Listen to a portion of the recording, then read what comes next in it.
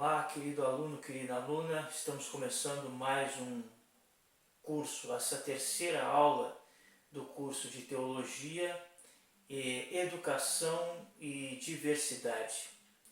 E retornamos agora nesta terceira aula com o seguinte texto, A ideia da linguagem performativa. Vale também no sentido oposto, Da aula passada, nas aulas passadas, nós falamos especificamente sobre diversidade e nós retornamos a esse assunto, explicando de uma maneira mais ampla. Como eu já falei nas outras aulas, o leque que a nossa Bíblia, que o nosso livro sagrado nos dá, é amplo, muito amplo a respeito desse assunto. E também nos leva a pôr também um ponto final nas questões de diversidade, como foi falado na aula passada. Bem, vamos a seguir. Quando os homossexuais americanos resolveram utilizar a palavra gay como autodefinição, houve uma aposta de positivação da palavra e da categoria a que a palavra se referia, assim como Black as Beautiful. O lema dos Panteras Negras foi, na época, algo insólito, porque ninguém associava beautiful a black, ou seja, havia uma discriminação muito grande com relação, naquela época e até os dias de hoje, com relação à questão racial, em relação ao racismo. Mas a Bíblia explica isso mais especificamente. Era um racismo inerente a essa classificação. Essas diferenças de identidade não são apenas frutos do discurso, pois este não circula no vácuo, mas sim em situações concretas. O poder de definir não é da linguagem, pois quem define são os usuários da linguagem. Ou seja, até os dias de hoje nós vemos o racismo de uma forma bem concreta. É claro que não como antigamente, mas de uma forma mais mascarada, mas nós vamos elucidar isso mais adiante. Que o poder social de definir que identidade é positiva e qual é negativa não é da própria linguagem, mas a luta política que caracteriza cada cultura. Foi uma das pessoas que escreveram a Constituição Americana, que tem o conteúdo que todos são iguais perante o Criador. Não só perante o Criador, mas todos deveriam ser iguais perante a lei. Porém, de fato, isso não acontece na verdade. Na época, havia escravos. José de Alencar escreveu histórias que engrandeciam o índio, também escreveu cartas aos imperadores, nas quais, no final do século XIX, defendeu a escravidão como um bom cristão, falando do mérito civilizatório das escravidão das pessoas abandonadas pela sorte. Essas duas pessoas não eram pessoas que identificavam-se facilmente como preconceituosas, mas eram homens do seu tempo, tendo em sua cultura a escravidão como norma. Ou seja, na época existiam vários quilombos. Eu posso citar o quilombo de Palmares, de Zumbi dos Palmares, ao qual, na verdade, ele era um escravizador. Então, no entanto, nos dias atuais, eles querem levar Zumbi como se fosse um herói, mas na verdade, porém, na verdade, não é bem assim. Só para elucidar um pouco os fatos. A hierarquia entre os humanos sempre foi a regra. Essa invenção do século XIX pelos iluministas e depois pelos românticos e séculos antes pelo cristianismo, que todos somos iguais porque somos feitos à imagem de um mesmo Criador. é uma realidade antinatural. Demorou muitos séculos para que apenas no século XVIII virassem lema social e político, e até hoje não vingou, porque vive-se em um mundo onde de fato nem todos são iguais. Vamos então elucidar esses fatos lá em Gênesis. Continuamos em Gênesis como nas aulas passadas, né? Porém no capítulo 11, a partir do versículo 1 em diante. Toda a terra com a mesma língua. Isto é uma forma de diversidade. Começamos por aí. E era toda a terra de uma mesma língua e de uma mesma fala. E aconteceu que, partindo eles do Oriente, acharam um vale na terra de Sinar e habitaram ali. E disseram uns aos outros: Eia, façamos tijolos e queimemo-os bem, e foi-lhes o tijolo por pedra e o betume por cal.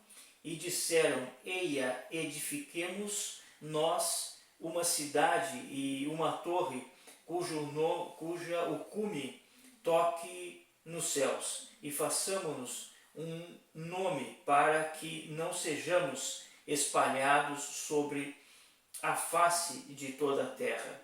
Ou seja, eles queriam subir aos céus através desta torre, né? E Deus percebeu com isso e com toda essa perspicácia desse povo aonde eles iriam chegar, né? Então continuamos no texto bíblico. Então desceu o Senhor para ver a cidade e a torre que os filhos dos homens edificavam. E o Senhor disse: Eis que o povo é um e todos têm uma mesma linguagem, ou seja, era apenas um único povo, permanecia aquela mesma língua. E isto é o que começam a fazer. E agora não haverá restrição para tudo o que eles intentarem fazer. E a partir dali, do versículo 7, a confusão das línguas. Eia, desçamos e confundamos ali a sua língua, para que não entenda um a língua do outro. A partir daí, deste versículo 7, começa uma forma de diversidade. Assim o Senhor os espalhou dali sobre a face de toda a terra, e cessaram de edificar a cidade. Por isso se chamou o seu nome de Babel, porquanto ali confundiu o Senhor a língua de toda a terra, e dali os espalhou o Senhor sobre a face de toda a terra. E a partir do 10 vem as gerações. Continuamos no texto. Destacamos que quando se produz as diferenças, inevitavelmente produz-se uma hierarquia. Médico neurologista austríaco tem uma expressão que alude a esse momento quase espontâneo do psiquismo, destaca Gomes. Quando se identifica alguma coisa sobre eu, aquilo tende a ser colocado em um plano hierarquicamente inferior. É da natureza do funcionamento humano, com a cultura e os ideais sendo contrapostos ao movimento espontâneo. No entanto, a desigualdade pode encontrar novas formas de encorajamento no mundo. A ambição de construir uma sociedade aberta, democrática, tolerante e justa é mirar em um horizonte. Horizonte identifica, mas por definição nunca se chega nele, sendo este para o qual se caminha em uma sociedade verdadeiramente democrática, se vê assim, sempre caminhando para um aperfeiçoamento, sempre tentando ampliar a faixa do nós e que identifica um grupo. Pode cortar, por favor.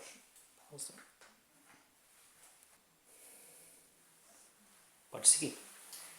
Assim reflete outro pensador, Gama, que a linguagem define identidades e, ao mesmo tempo, a diferença, através dela, também se exerce o poder social de classificar, manter hierarquias e até produzir exclusão.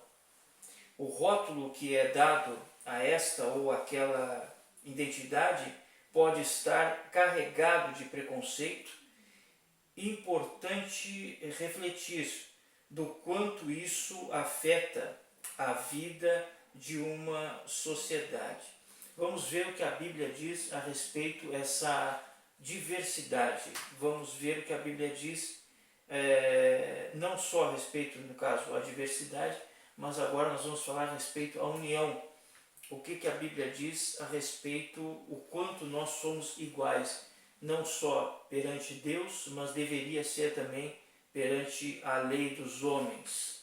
Se a nossa Constituição, se as nossas leis fossem baseadas na Bíblia, somente na Bíblia. Um exemplo. Lá em Gálatas 3:28, não há judeu nem grego, escravo, nem livre, homem nem mulher, pois todos são um em Cristo Jesus. Em Romanos 2:11, pois em Deus não há parcialidade, ou seja, Ele é justo, independentemente se eu sou rico ou se eu sou pobre, se eu sou negro, se eu sou índio, se eu sou povo amarelo, se eu sou de qualquer outra raça ou nacionalidade, Ele nos coloca em um pé de igualdade.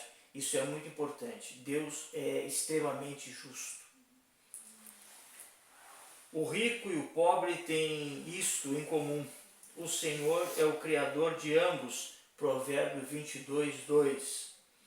Ele respondeu: ame o Senhor, o seu Deus, de todo o seu coração, de toda a sua alma, de todas as suas forças e de todo o seu entendimento, e ame o seu próximo como a si mesmo, disse Jesus.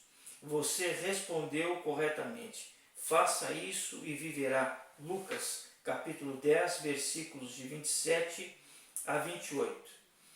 Sigamos mais adiante em Atos dos Apóstolos, capítulo 10, versículo 34. Então Pedro começou a falar: agora percebo verdadeiramente que Deus não trata as pessoas com parcialidade, principalmente naquela época e até os dias de hoje, onde existia, digamos assim, muitos protocolos, né? Deus quebrou, né, naquela época, muitos protocolos para provar realmente que todos nós somos iguais perante Ele. Não cometam injustiça num julgamento, não favoreçam os pobres, nem procurem agradar os grandes, mas julguem o seu próximo com justiça. Levítico 19:15. A gente vê aqui nesses textos que Deus é imparcial. Vamos ler mais um pouco em Atos dos Apóstolos, capítulo 17, versículo 26. De um só fez Ele todos os povos, para que povoassem toda a terra, tendo determinado os tempos anteriormente estabelecidos e os lugares exatos em que deveriam habitar.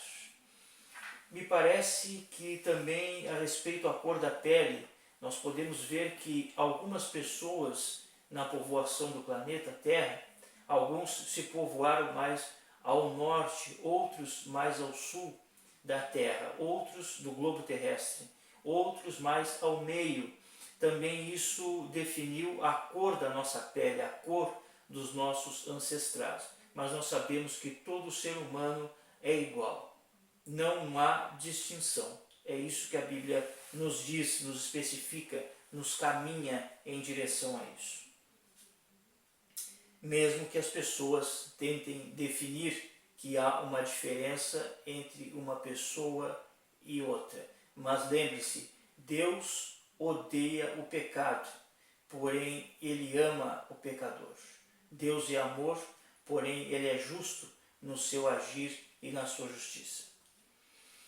Um eu, um sujeito se constrói desde que se nasce.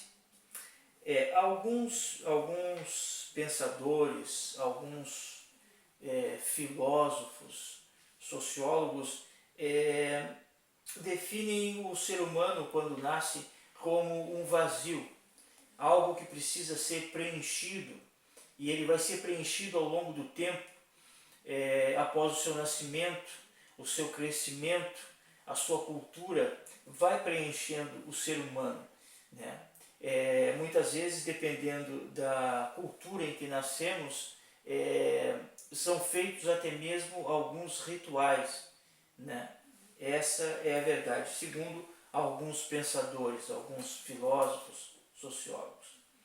O relacionamento materno é muito importante, pois é a partir daí que o indivíduo começa a ter uma noção de integridade, ter a noção de reconhecimento do outro e que exige outro momento. O pai, aquele que de alguma maneira representa a lei, depois a presença dos pares. É nesse momento que a biologia se encontra plenamente com a cultura, e é nesse momento que a criança mergulha no mundo de significados linguísticos que determinada cultura oferece para construir uma linguagem da sua identidade, sua pessoa, sua e de seu grupo, ao qual pertence por laços e variadas naturezas, segundo o pensador Arantes. Ou seja, é como se fosse um papel em branco. O ser humano é analisado como se ele fosse um papel em branco, né? E com o tempo ele vai sendo preenchido, com o passar do tempo ele vai se adaptando àquele meio em que ele vive ou que ele vai viver. A construção do eu é a construção de um processo permanente de identificações com traços, com ideias, com palavras e com significados que compõem aquilo que se constrói em uma narrativa do que se é. Essa narrativa pode ser positiva ou pode ser negativa. Se há a identidade entendida como a diferença a ser excluída, negativa, tolerada, tratada, há de se fazer um esforço psíquico permanente para tentar tornar-se aquilo que se é, sendo refletido muito frequentemente em sofrimentos que, não raro, atravessam a fronteira dos conflitos normais e ingressam nas psicopatologias. O processo de construção do eu deve reservar um lugar simbolicamente conhecido para seus membros. É isso que faz com que cada um se sinta participante de uma coletividade, de uma sociedade, maior que o próprio eu, do que a própria família ou o grupo comum de convívio. É o que faz o indivíduo se sentir na coletividade que o reconhece como tal, ou seja, ser aceito depende do conhecimento prévio daquele assunto ou daquele assunto ou daquela sociedade. Para eu ser reconhecido numa sociedade, eu preciso estar inserido dentro daquela sociedade, não tem outro jeito, não é? Continuamos. Isso requer, salienta Dias, que a diversidade que caracteriza-se a espécie humana seja contemplada na sociedade e que seja oferecido lugares simbólicos de reconhecimento. Uma pessoa que tem um reconhecimento simbólico é capaz de vivenciar seu próprio corpo como predominantemente uma forma de vida e de prazer. Reconhecer como legítimas as diferenças que são colocadas como negativas é um passo crucial para que se consiga inventar uma sociedade menos discriminatória. Ou seja, se o ser humano aprende a odiar outra pessoa, com certeza ele aprende a amar. E geralmente esses preconceitos estão enraizados dentro das famílias. Eles começam lá quando a criança nasce, quando a criança está se constituindo como ser humano, quando a criança ainda não tem, né, enraizado dentro de si a sua, digamos assim, no seu ser, a sua... Esqueci, irmão. Faltou a palavra. Tá, faltou a palavra. Quando não tem a sua personalidade formada dentro do seu ser. Então, a partir dali, ele é inserido no meio daquela sociedade, mais especificamente no meio daquela família, ele começa a ouvir coisas das outras pessoas e começa a captar essas coisas, começa a aprender essas coisas. E aí, a partir daí, ele esboça isso no meio de outras pessoas. Um exemplo, uma escola, por exemplo, né, a criança começa a falar, né, palavras, muitas vezes, um exemplo, de baixo calão, ou, de repente, um outro exemplo, palavras preconceituosas, que geram preconceitos, não só com relação a racial, mas também com relação a outros tipos de coisas. Então, ou seja, a educação base começa também em casa. O indivíduo como formação, ele deve ser educado também dentro de casa. E depois isso, uma educação complementar nas escolas, né? Aí é outro assunto. Mas dentro de uma sociedade, esse indivíduo já tem que ser educado, né, em amar ao próximo, né, independentemente da cor, independentemente do seu gênero ou raça. Esse é o princípio. A partir daí surgem outras coisas. O papel da teologia frente à diversidade, né? Como a igreja se comporta verdadeiramente em frente a essa diversidade, ou como ela deveria se comportar frente a essa diversidade.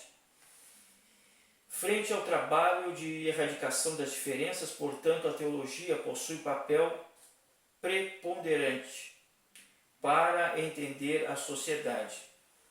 Aqui nós vemos no início desse texto, e falamos nas aulas passadas, a respeito da teologia dentro da escola. A capelania escolar é muito, muito importante para a formação da criança, futuro adolescente, adulto. Um teólogo observa os fenômenos religiosos que circundam esta sociedade e tem uma leitura do que é e o que influencia a mesma. Vale ressaltar que teólogo não necessariamente será um pastor ou padre, mas um estudioso e atuante em qualquer meio social. Inclusive dentro da capelania militar, muitos militares, né, graças aos capelões, não desistiram de seguir a sua carreira, né? Sempre há um ou outro que quer retornar à sua terra natal com saudades de seus familiares, mas o capelão atua não só com relação a isso, mas com relação a outras coisas, fazendo com que aquelas pessoas não desistam da sua caminhada. E muitos na capelania militar não têm desistido. Pois é, uma ciência de que pode ser praticada sobre funções não só ligadas às diferenças religiosas. Na sociedade, um teólogo poderá trabalhar na área de pesquisa. As instituições educacionais procuram pesquisadores, por exemplo, para compreender como os fenômenos religiosos influenciam nas questões sociais. Uma questão social pertinente fundamental para a convivência humana e que tem forte crença religiosa a respeito é a diversidade. E para abordar este tema, diante dessa ciência, é preciso romper com alguns paradigmas frente ao fato de que o tema é assunto contemporâneo. Ou seja, o conhecimento empírico, o conhecimento real, a vivência do dia a dia é muito importante. Em alguns casos, em algumas situações, a gente vê pessoas distorcendo a palavra para manter aquele status quo, ou seja, aquele status de permanência, que nada seja diferente, que venha a prejudicar a mim ou a prejudicar ao próximo dentro de uma sociedade. Ou seja, é aquela velha história, se está bom para mim, tudo bem. Só que na verdade viver em sociedade não é isso. Viver em sociedade é totalmente diferente disso. E é o que Jesus nos coloca à frente do seu tempo, à frente da sua época. Certa vez houve um confrontamento de ideias. Uma pessoa chegou e disse para outra: vocês não estão procurando ser iguais a nós? Isso é uma mentira. Na verdade, todos nós somos iguais, independente da cor, né? Mas o que aquela pessoa quis confundir uma outra pessoa, dizendo: ora, vocês não estão buscando igualdade? Na verdade, nós já somos iguais. Nós apenas estamos buscando o nosso espaço. Mas eu sou suspeito em falar sobre esse assunto. Para finalizar, vamos ler em João, capítulo 14, versículo 21.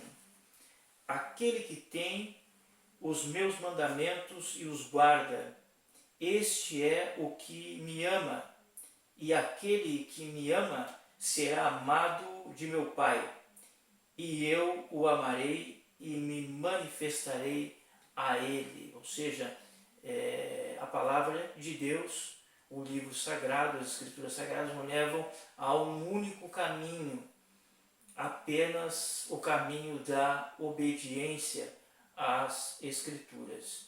E, por fim, não há outro.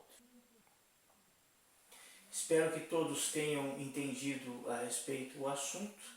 Algumas dúvidas, por favor, coloquem aqui embaixo nos comentários, que nós depois, mais adiante, responderei as perguntas dos caros alunos e dos nossos irmãos da igreja. Muito obrigado a todos mais uma vez. Que Deus vos abençoe.